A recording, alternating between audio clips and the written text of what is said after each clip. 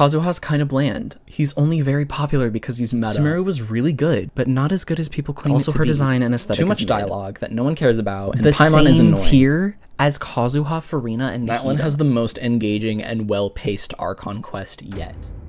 This might be a crazy one. Thank you to this Reddit thread, first of all, by expensive_ad1228 for asking, what is your Genshin hot take? I'm not totally familiar with how Reddit works, but I'm shocked that there are no upvotes, but 140 comments. So why don't we get into them? I'm gonna just start immediately with the first one because I want to get to the one that's underneath it, like just in a sec. But from 10 months ago, this was recorded on July 6th, 2025. Dainsliff needs a glow up before it becomes playable. His design is pretty plain compared to modern characters.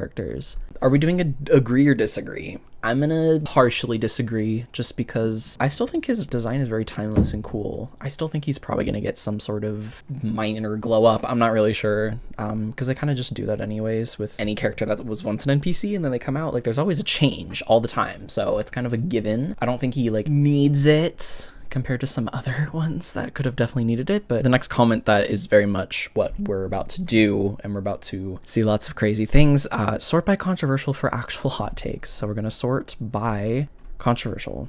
So the first one, Natlin has the most engaging and well-paced Archon quest yet. I actually have no opinion on this because I have not played the Natlin Archon quest, but I've heard so many mixed opinions. There's 9 replies on it. Someone said, this is the hot take thread, sir. I don't know, that Capitano fight was too soon in my opinion. See, I heard about it. Don't know much else about it, but I'm gonna try to minimize these. The donut is worth fishing for. Sorry. The donut is worth wishing for. Are we talking about the Kokomi weapon? It is. Donut's very good for on-field Kokomi and this is her preferred role. I don't 100% agree. I was just reading that response. I'm gonna say no. I have my own personal qualm with the donut because I was like, wow, I have money. I don't know. For some reason, I thought I needed it, or just because I had the money to do and pull for a weapon, I was like, let's do it. I absolutely did not need it. In fact, I don't even really play Kokomi anymore until recently with Escoffier's release. That was just a stupid choice. And it was so much money. This person said, I gave up 190 wishes on her first banner for it. It hurt, but it was worth it in my opinion because you see the weapon all the time using her. I don't know, man.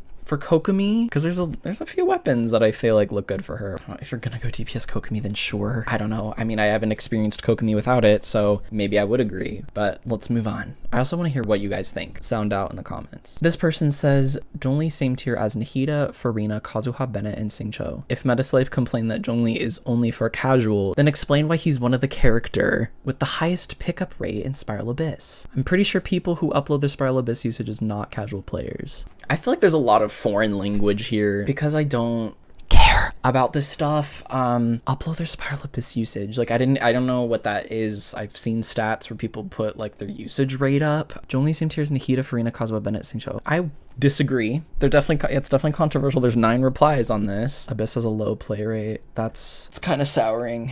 You guys remember that post? That's definitely gone a little viral since then, but since Stygian Onslaught has recently come out, people were like, do you guys remember when the Genshin devs were like, we're not going to make another endgame mode that's going to make people super anxious, and then they went ahead and did that. It just reminds me of that because they said that Abyss has a low play rate. Anyway, with that we have the Zhongli one. I lost the comment.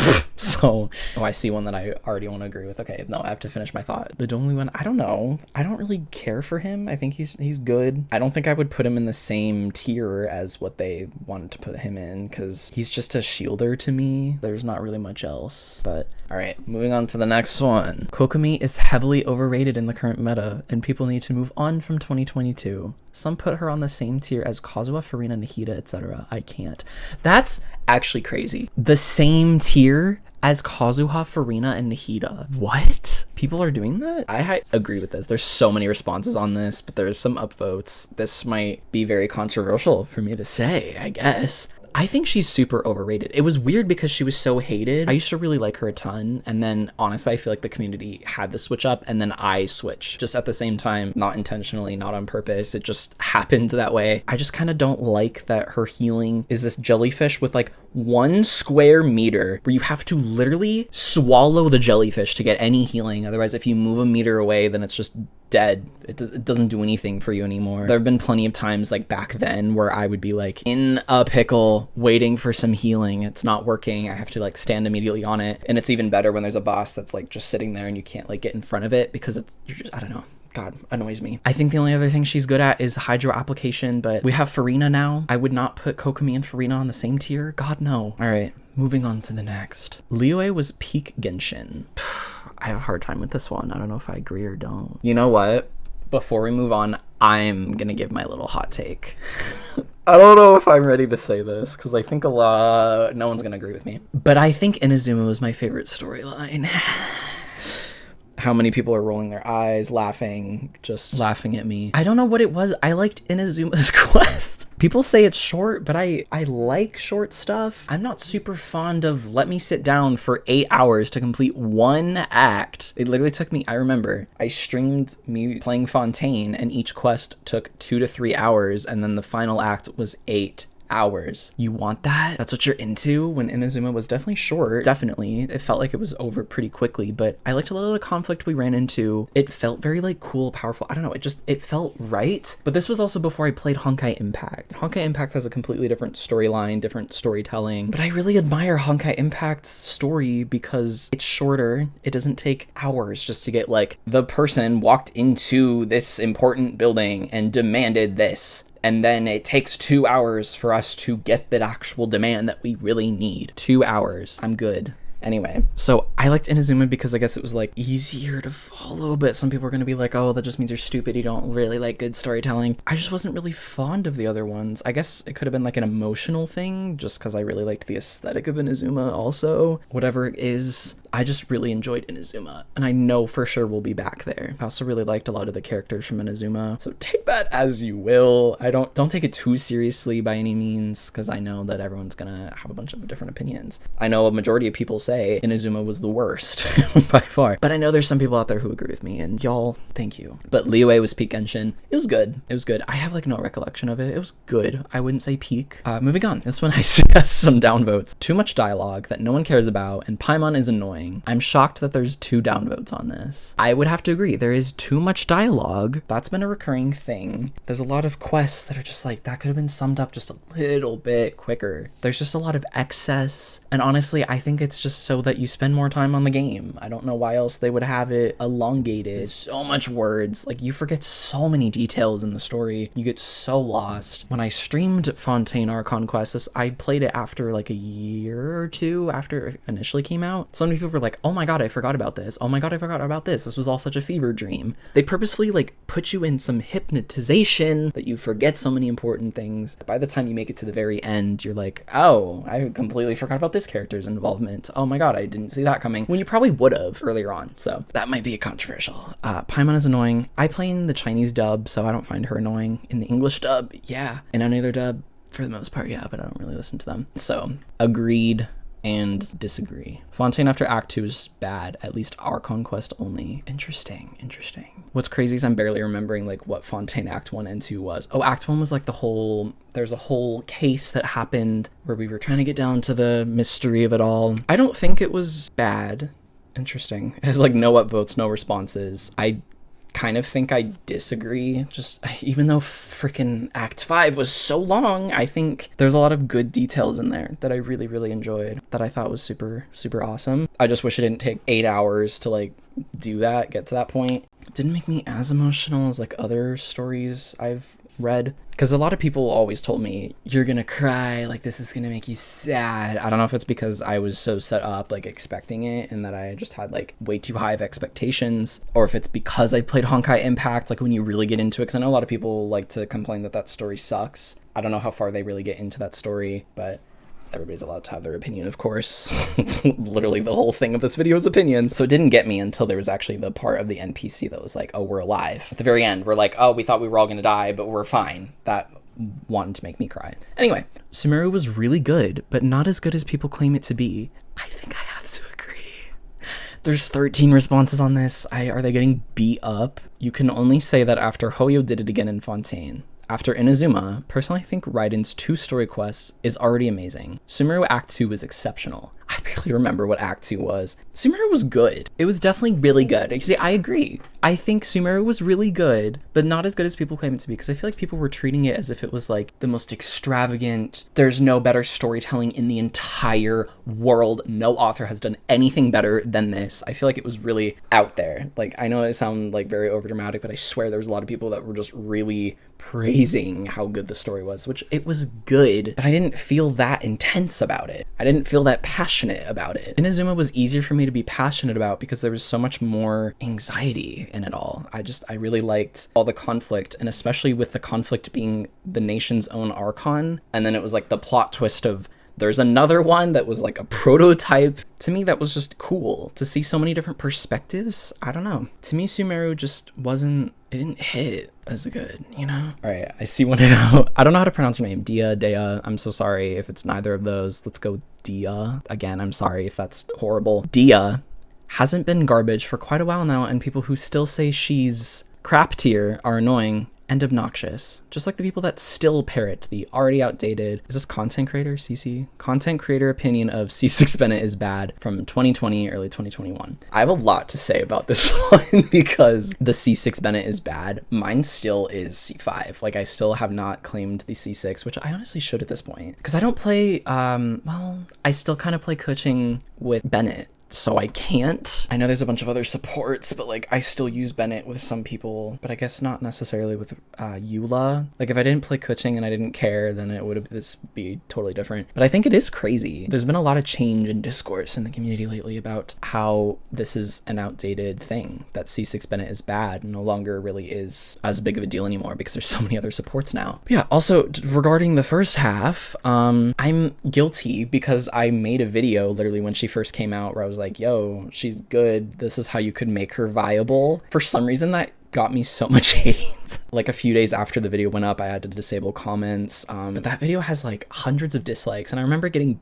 botted too. Like, people botted the dislikes because I remember seeing it have like hundreds of dislikes on it, and then one day it just like a bunch of them got swept. So I don't know if people were just like using other accounts or if they literally just botted it. I thought that was very hilarious that people were so dedicated to hating her when she first came out. People were like, she's so niche, she sucks, I don't know where you can put her, but now she's on so many different teams. So good for her. Lovely. I don't think she's bad. I think she has great like utility, and I think she makes a great placeholder for pyro reaction teams, and pyro resonance is also really good. So I don't know. She definitely has a place now, which is awesome. So I can't say I hate her. I'm not passionate about her, but all right, we got Kazuha's kind of bland. He's only very popular because he's meta. This is a crazy hot take. Kind of bland. Wow. His combat is, yeah, I guess he would be kind of bland. He is an older one. I think he's pretty. He has pretty capabilities, pretty combat, pretty whatever. His ult is very beautiful, that it swirls a different color with the element that you're swirling. Same with his skill. But yeah, it's pretty simplistic, but he is like an off-field character, so they're not going to make it anything crazy. He's only very popular because he's meta. That's very true. Also, I just think people really like the look of him and his story and everything. I don't think it's just because he's meta. So I'm going to have to disagree with this one. Oh, here's a hot take that I already read the beginning and I'm so ready to read the rest. People for some reason hate 4 stars. I don't understand what it is to hate about a unit that you have a better chance of obtaining. No long animation bursts, and make it easy to not be forced to pull for some 5 stars, as the 4 star can be an easy substitute. Like, some people hate hangouts just because it's about 4 stars, which is so unfair because that's what they have at least. They never get as much exposure and screen time as 5 stars. Lot here.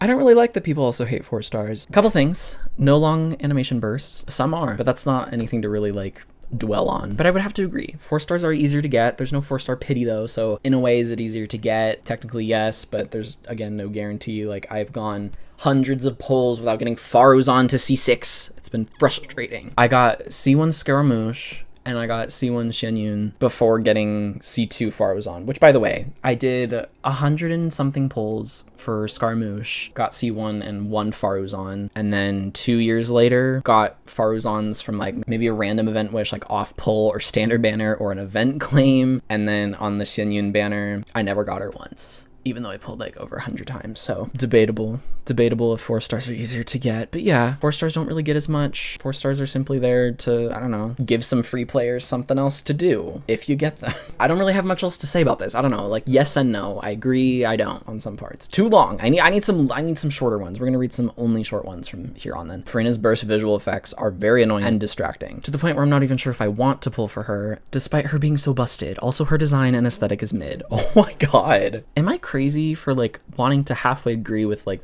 I don't want to say she's mid. Her design and aesthetic, she's cute. I think she's really cute. I think there's a lot of the aesthetic that is really nice about her. I like that she bows and she's such a performer, but I think there's some parts of her where it's like, I wish she had this or this instead, because she's an archon. I think I have such high expectations for the archons. I have a lot to say about a lot of them. I think generally a lot of the archons could have looked a lot different. There's a potential that they could. Who's to say that there's not going to be like some of the predecessors or alternate forms released in the future? Maybe they're saving the best for last. Who knows? Furina's burst visual effects are very annoying and distracting. Do we agree? I can understand they're annoying, or that they could be annoying and distracting, but I don't personally agree. I think they're pretty. I think they're fun. Very groovy character.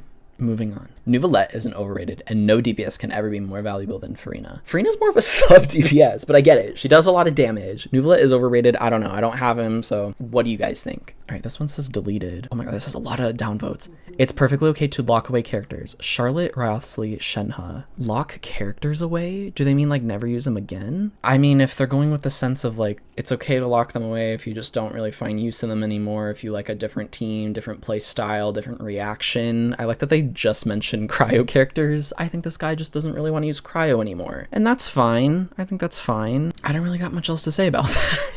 All right, here we go. The amount of primos Hoyo gives us is fine. People who complain about Hoyo being too stingy pull for every character and or waste them on the weapon banner. Yes and no. Because I don't think every person is wishing on every character or putting them on or pulling for whatever on the weapon banner. There are people that are like that, but there's some people who just don't log in every day and want to pull for the character that they like. Sometimes it just feels like a lot of work. There's tons of rewards. There are tons of rewards. A lot of them are just one-time rewards though. So once you run out of everything and you've done, when you've done literally everything, the only thing that you can do is literally just get a Welkin. That sucks. All you have is just like events. That's not going to hold you over to be able to get to the next character. Generally, Hoyoverse though is quite generous in a lot of the rewards that they do give us. I wouldn't say it's terrible and I wouldn't say it's amazing. So I guess I could agree that the amount that they give us is fine. I think it's definitely fine. Oh, I'm so happy to see this right here. The game is amazing, and you can get all of it for free. This I miss when people would say all the time. Do you remember back in the day, people would be like, I can't believe this game is free. I miss those days so much because now everybody just has something to cry and complain about, or look at how this other game is doing so much better than this one, and it just becomes such a competition, and it becomes so nasty. This region isn't as good as the other one, and this character, Hoyo is trying to get all of our money, and you don't have to. You can play another game. You can come back every now and then. That kind of goes against of like what we just talked about, because like, I don't know, you kind of do miss out when you don't play every day, but you don't have to play every day. No one's holding a gun to your head to play Genshin every day. I think a lot more people do need to appreciate that the game is amazing and you can get it all for free. I know people have such high expectations with a lot of the newer games that are on the market. Genshin, well, the developers do know what they're doing. I don't think we need to be this dramatic about it, because they have other games that they've been coming out with that do match up with other games on the market. But oh my god, here's the one thing that really annoys me, is constantly seeing this game gave us this for free. This other game, the same developers in Honkai Star Rail, gives us this for free. Genshin could never. That argument I'm so sick of hearing, because people don't realize the thing that we're getting for free is the entire world, the entire map. So many games make you pay to go to like new regions, play new maps. Genshin gives that all for free. All of it is free. It's becoming a sponsor, it sounds like. But literally all of the exploration is free. You can do it all for free. The map is huge. This is what you're getting for free. How many maps in games are this large? Very few. Anyway. Ooh, well, this one's definitely a hot take, and I have a friend who really likes this character, but Columbina is way too overhyped, at least from what I see on TikTok. I have to agree with this one, because I do see a lot of people who really want her. Please, by all means, love her to death. That's fine. But I feel like some people really just like definitely do overhype a lot about her until she's released and out. I don't know. She's not a character that really like gets to me. She's beautiful. She has a beautiful voice. She's probably going to be really cool. But I think so much of what people talk about make it seem like she's just the it girl for lack of better word. So I have to agree with this one. People on the fandom need to chill about pretty much anything and mind their own business.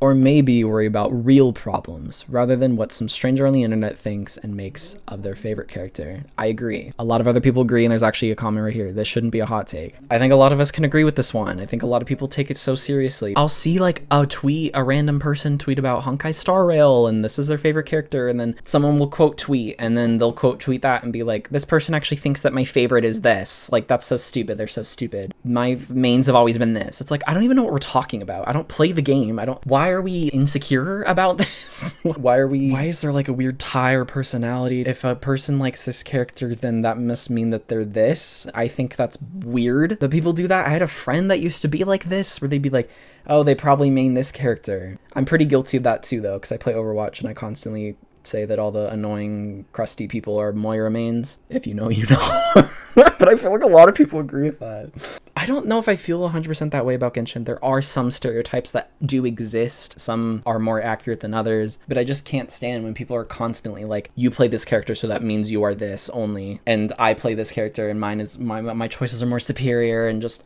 what is this? Let me know. Literally, has anyone else experienced this? But generally, just that people on the fandom need to chill about pretty much anything and mind their business. I do agree. I just wish more people would just play the game. It's free. It's beautiful. There's a lot to see, a lot to explore. I wish we just had more of that. I don't know if Genshin's ever gonna reach that point again. I think it's kind of too far gone at this point because too many people compare it to this and that. But I know there's a small community out there that does appreciate it for the things that you should appreciate it for. And I hope we can make more light of that perspective on the game because it needs a little bit of love. I know that there's a lot of things that people disagree with the developers that are, you know, whatever, but at the end of the day, it's still a game we get to play for free and it's entertainment. It is a video game. The sun will rise tomorrow for not, you know, getting XYZ in this game. That's what other games and companies can do. They can create and do the things that we lack in other games. That creates competition. It's healthy. Those types of things are healthy. To have competition and then sometimes holding things accountable is also definitely necessary, but I think some people just kind of forget that like there's stuff to appreciate. I think a lot of people just lose a lot of appreciation because of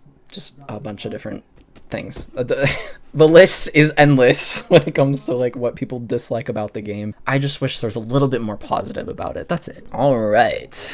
The quality of Genshin and other Hoyoverse games is taken for granted until you see what other games have to offer. Oh my god, literally, this is like what I was just talking about. Yes, so many people take so much of it for granted. And it's not just Hoyoverse games, it's a lot of free games. There's so many free games out there because that's kind of the market for video games at the moment. Nobody really wants to buy a really expensive game that's multiplayer. A lot of them are free. So they'll have a bunch of different ways that they have to do microtransactions, and all that stuff is really annoying, and we can complain about that a lot, but still, there's a lot of free things that we do get, especially in Genshin. There's so much that you can do, especially if you're a new player coming in today versus 5 years ago. You have a lot that you can do. There's a lot, tons of hours of entertainment, and games should kind of have an end. I think when people are like, oh, the content's so dry, I get that. Game will update, but a lot of the people that complain about, oh, it's so dry, I think just play the game a little too much, but that's fine because they're passionate about it. It's the thing that they like to do. People want the best for Genshin, of course. I know that's what a lot of these people want, and I feel like a lot of that gets like conceptualized. Is that the right word? Mistranslated, misunderstood. That's what it is. That's it. Anyway. Moving on. But yeah, I do think we should take less things for granted. Still a beautiful game. Take beautiful pictures. Genshin is a piece of art. You're looking at a piece of art, I think. And I feel like it's only gonna go up. I mean, come on. We still haven't even reached the climax of the game. I don't know why people think that Genshin is dead and it has no way of coming back when the most anticipated region still has yet to come out for another year. And that's gonna be in development, and it's probably been in development probably since the beginning because they had plans for this. This could age horribly, but there's no way that it could go horribly, right? I just can't imagine that it would. Hoyoverse has had this in progress for so long. I know this because our first Lantern, right, that we had back in, 2020, 2021, that was literally beta tested. No, it was the second phase of closed beta, which would have been like at least a year prior, something like that. I'll get the dates right, I'll put them here. That was in progress for such a long time. First Lantern, right, was really good aside from those quests, but they're always in development of something. Snezhnaya could literally be being tested right now. Snezhnaya could have been already being tested, different mechanics, different whatever, terrain could literally be maybe already be in the process of being made right now. It's probably been in the process of being made for probably since the beginning. I mean, who's to say that it wouldn't be? Hoyoverse has so many employees. That's entirely possible. It's gonna have somewhat of a comeback. I don't think it's going to be like top of the mobile market again. We'll see. That'd be really cool. But Genshin is going to have another really awesome phase of time, and we'll get there. Well, this was a bunch of fun. I actually do want to hear a lot of your hot takes in the comments below. Please sound them off in the comments. I want to read them. I want to see them. I want other people to see them. And let's have a great conversation about all sorts of different things. Thank you so much for joining me today. Hopefully we don't go a little too crazy because again, these are just little opinions that I have. I don't think any of them should be taken too seriously. I don't think any of this should be taken that seriously. I mean, we're literally talking about Genshin Impact. It's literally a video game, as we've discussed. So do subscribe. I'd be happy to make another one of these and I wouldn't want you to miss it. So until next time.